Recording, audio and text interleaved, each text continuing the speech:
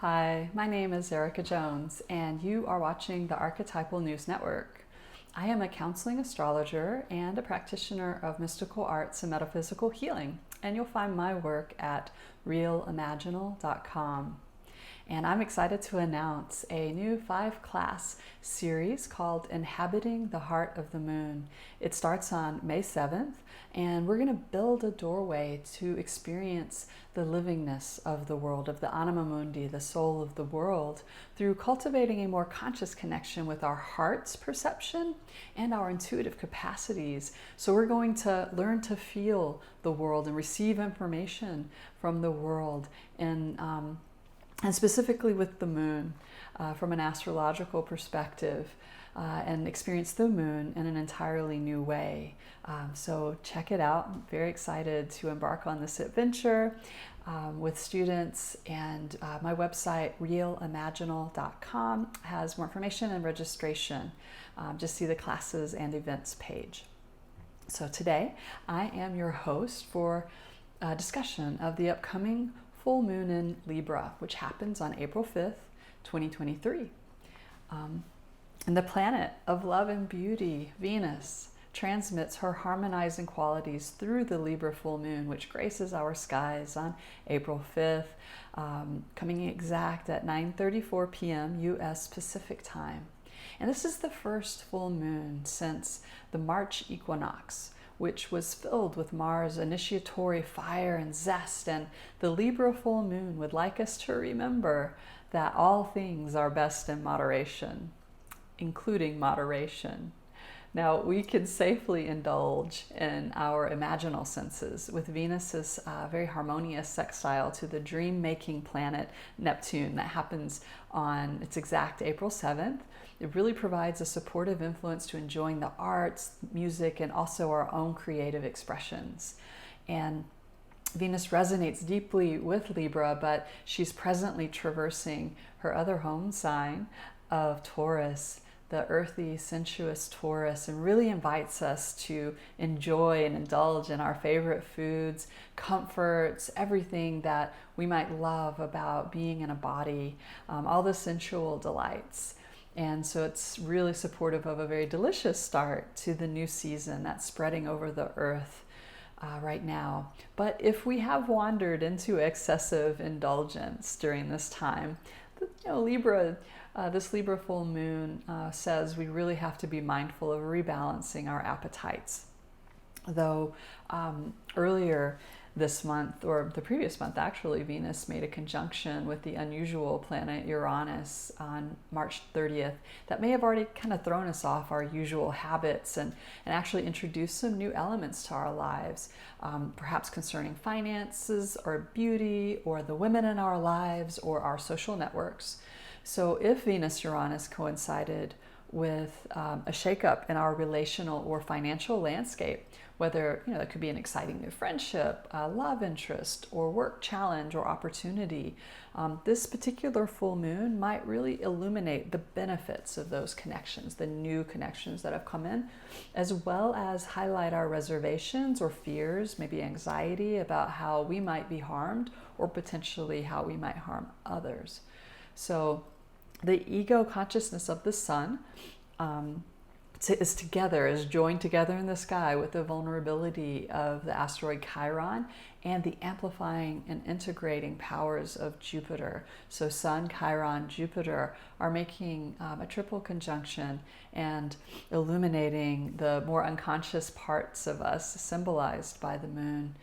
And so this sort of indicates that as we are negotiating or renegotiating with people, to really distinguish between compromising in order to avoid conflict or avoid pain, and really actually negotiating for what feels fair and what feels reciprocal.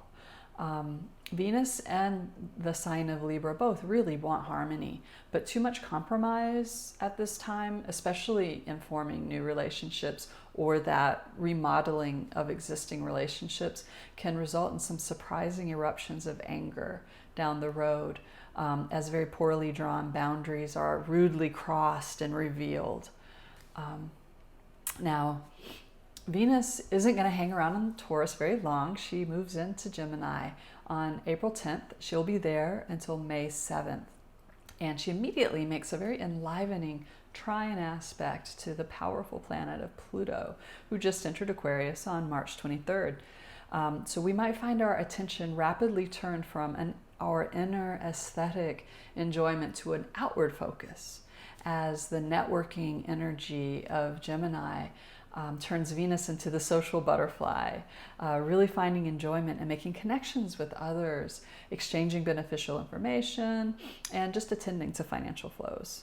So Venus will also turn to make a sobering aspect, a square to Saturn, exact on April 14th. And that points us towards deeper matters of our responsibilities and relationship. And many of us are going to be revisiting deeply ingrained karmic patterns in ourselves and in our relational dynamics. So with this aspect, though, there's a real chance to get some distance and perspective here if we can take a cue from Mercury, who symbolizes the mind. Mercury's slowing down right now, and ourselves, just take some time to kind of sort through automatic responses, to sort through and notice, is this just this well-rehearsed storyline about what this person or event means to me? Is this really accurate about whether it's a workmate or an intimate partnership or a friend? Is this true? And Mercury has already entered the shadow of their upcoming retrograde on April 6th and is going to appear to turn retrograde after April 21st.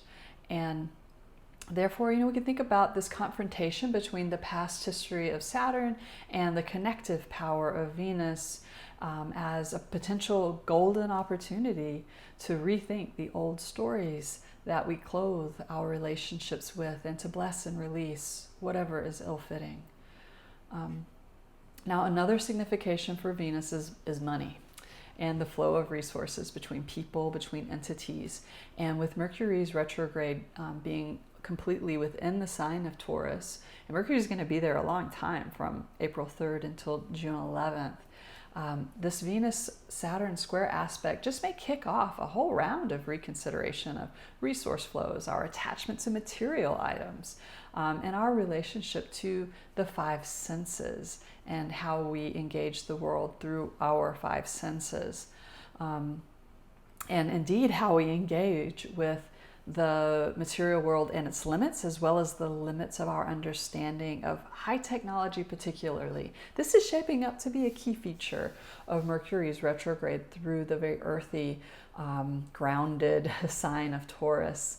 And Uranus, the significator of technology, is also in the sign of Taurus, and Uranus is there until 2026. And it brings so many opportunities to really notice and evaluate how technological engagement is improving or hindering the flourishing of our lives or of our communities. There's benefit and detriment. Both are involved in all technologies, every single technology. But with Pluto, which intensifies things, which really deepens events, moving into the technological sign of Aquarius on March 23rd, our relationship with those sorts of tools is it's undergoing a very quick, rapid transformation, a quickening of transformation. And I think it's really notable that all of Mercury's 2023 retrograde periods fall in Earth signs. Earth signs emphasize the material physical world and all the responsibilities that implies. And each of them, Taurus, Virgo, Capricorn, remind us that there are consequences to action and to inaction. I think that there is a difficult square aspect between Mercury and Pluto that happens exact on April 3rd. And Mercury is the mind. Pluto can be very obsessive and drive us to think over and over and over again about things, but that might bring us to consider our relationship to power. And I define power as the ability to cause or prevent change, which arises from the fact of being related. It arises out of relationship itself. and in particular, the nature of the power of technology that threads through our lives presents a very serious meditation. And it's a good one to make through this upcoming Mercury retrograde, particularly when we look at Pluto moving into Aquarius. So Pluto in Aquarius, 2023 to 2044. And I keep wanting to think of it as a 30-year period. We're going to experience so many, like such a quickening of time, or compression of time is kind of how I'm thinking of it, with so many things happening so rapidly. It's as if we're cramming a whole lot more time into a single year. And while all planets are possessed of powers of their own particular flavor, Pluto represents fundamental primal power within the Earth's cosmic family. And structural Saturn just entered the very spiritual sign of Pisces right when Pluto entered Aquarius. So Saturn's actually joining up with Neptune in Pisces, and they start to make their conjunction in January 2024. But in any case, when we look at the birth chart of Pluto going into Aquarius for the first time in this go around, the first time in 245 years, it's called the ingress chart. That's the astros speak for it. You can look at that, think of it as a birth chart for the world transit for clues about, what is this entire period of time going to look like, 20 years. And Saturn in Pisces speaks to the problems and the promise of belief, of spirituality, of emotional connectivity, while Pluto is moving through a very humanitarian sign of Aquarius. Now, Aquarius can be very emotionally aloof, and that reflects what is currently considered the properly scientific outlook that is able to distill ultimate truth and reality. The very perception of what is scientific or how to discern truth is going to undergo massive transformation as per Pluto's evolutionary thrust. So Saturn's location in Pisces in this Pluto ingress chart, or Pluto in Aquarius birth chart, it points to the powers of the less tangible dimensions of existence and the very real tangible impact on our lives, whether that's the power of abstract belief, or the impact of the unseen or more mystical realms, and everything that can be known through intuitive means. These unseen dimensions are currently dismissed, very marginalized by the modern scientific establishment, but I think they're going to be unlikely to be so marginalized by the time that Pluto finishes this transit and itself enters the sign of Pisces, taking us even deeper into those healing and rejuvenating waters. So I think we can expect in our personal lives and in the wider world movements towards healing outmoded beliefs and replacing misplaced faith, so that we construct our material reality, that's Saturn, in ways that are more stable and sound. In this way, Pluto through Aquarius promises to transform our understanding of the information that we possess, and the power of that information. Information, it's partly created through our perceptual limits and the ideas that we have about what can be known, what can't be known, what is the use of information, right? But the perceptual limitation, the world is just this massive multi-dimensional experience that would utterly overwhelm anyone without some kind of filtration system on it. So in order to have a functional picture of the world and to grasp information, we normally develop perceptual limits. Every culture has their own version, and cultures within cultures have their own ideas about how to perceive the world and to select information that is useful. So Pluto's time in Aquarius is really going to be revising our filters. And we're going to therefore receive new and powerful information. This has potential for very positive and also, of course, negative consequences. And I think that, I spoke about the compression of time that is starting to really ramp up. This really threatens to outstrip the human capacity to assimilate or understand what's happening. it's the rapidity of the unfolding developments. It's hard to see patterns of unfolding when things are moving this fast, evolutionarily speaking, from the human perspective, right? So, Aquarius does indicate this would be largely driven by technological developments, but it's also a product of our beliefs, our ideals, and the understanding of progress. So we're looking at a catapult of technological progress coming in with Jupiter conjoining Uranus June 2023, this June, until June 2024. And it really points to the overload of information we encounter in what is called the information age. And way back in 1971, not really that long ago, but when you see how quickly, or reflect on how quickly technology has developed and been deployed, it's a sort of a very interesting, prescient observation that the Nobel Prize-winning economist Herbert Simon made with respect to the fact that information doesn't just fill us up, it extracts something from us. And so to quote Herbert Simon, what information consumes is rather obvious. It consumes the attention of its recipients. Hence, a wealth of information creates a poverty of attention and a need to allocate that attention efficiently among the overabundance of information sources that might consume it. A wealth of information creates a poverty of attention. And how do you allocate your attention?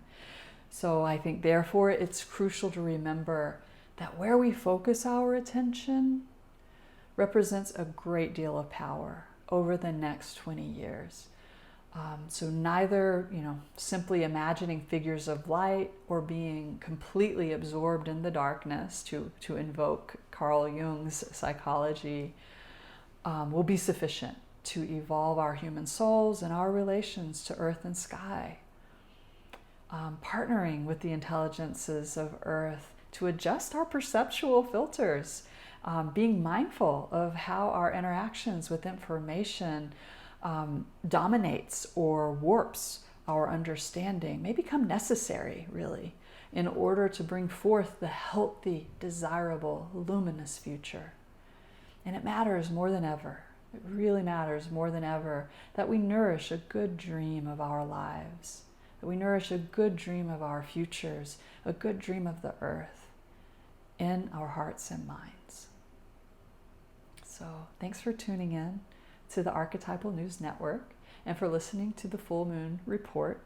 And if you're interested in learning more about adjusting perceptual filters and learning how to perceive more deeply with the heart and applying that to astrology, applying that to understanding the nature of the moon as an archetype and as a living being, I would invite you to imagine with me this possibility. Please check out my website, realimaginal.com, for my class on inhabiting the heart of the moon. And again, my name's Erica Jones. I'm a counseling astrologer and a practitioner of metaphysical healing and the mystical arts. And I send you off with best wishes for your well-being in all the ways. Thank you.